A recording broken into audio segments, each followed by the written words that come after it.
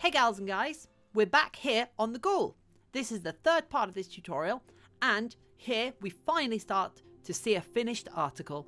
Do remember, if any of this has helped you at all, like, comment, and most importantly subscribe to the channel, and hopefully we can carry on doing awesome things together. Our first task here is to use a tool to go around and remove the mold walls. Those are going to be the part that are creating the most friction here and covering up where our pry points are. If you did the mold walls well enough and left a little while for them to dry out, they'll peel off in nice chunky blocks, leaving only a little residue. Here, we're using that blunt knife from before. We're not too worried about cutting the mold, as it's basically solid rock. This plaster, the Herculite 2, is very dense and very strong. One of the reasons why we return to it for mold making. Sadly, I've always found this clay a little too dirty to reuse, but if you're on a tight budget, it is possible to scrape the plaster shrapnel, re-moisturise the clay and use it again.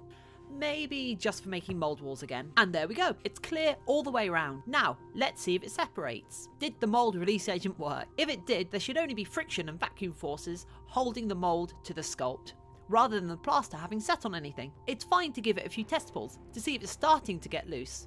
And sometimes you may surprise yourself and the mold will just come straight off. Didn't even need the pry points here. But of course, it's better to have them than not. If your mold doesn't pop straight off, spend some time slowly working it off the sculpt. Apply pressure to the pry points, try to dislodge it and get a little bit of movement in the sculpt, and slowly build up how much you can move. I just got super lucky with this mold. We can spend a little time going around, getting this excess clay off, cleaning the mold, making it a little bit nicer to hold in the future.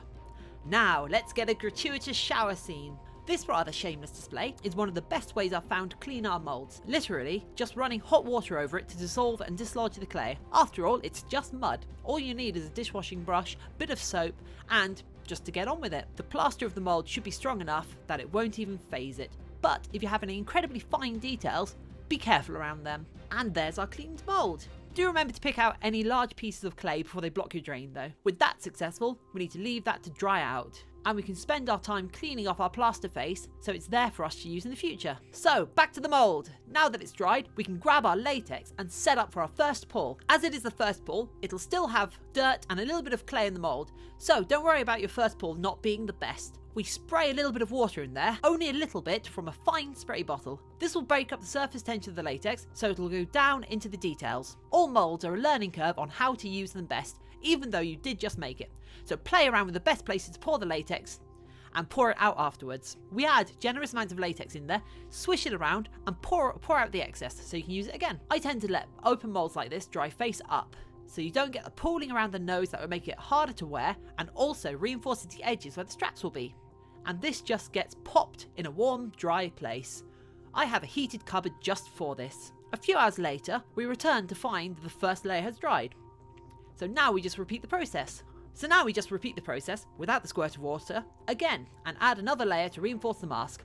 This will probably want 3 coats. For reference, this latex has been coloured grey, so it's a little easier to paint on and has had a touch of latex thickener added to it, so it's a little heavier than raw latex. And we're back again.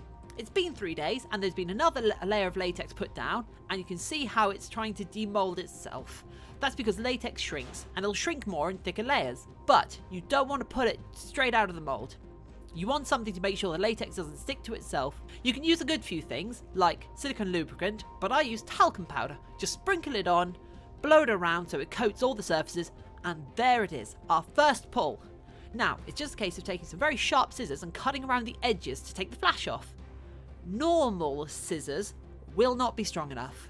I use some fancy fabric scissors that I also use to cut leather. Since during the mold making we were very careful to make sure we had a defined edge on the mold, we know exactly where we should be cutting. Then cut the eyes out. Be sure to cut them small at first and open them up for comfort rather than cutting really large eye holes straight away. But don't be afraid to try it on and test it out as you go. I tend to be quite generous with my eye holes, as I find larger eyes make for a more comfortable mask. And there it is! A finished, well, unpainted mask. That just leaves the painting, which we'll cover next time. Thanks for joining me. I really hope this helps you out by going into as much detail as I can and it inspires you to try it yourself. If you have any questions, don't hesitate to ask, and if you know any places that would like this sort of content, please share it there, as it will help me out immensely. Thanks again and see you next time. Bye!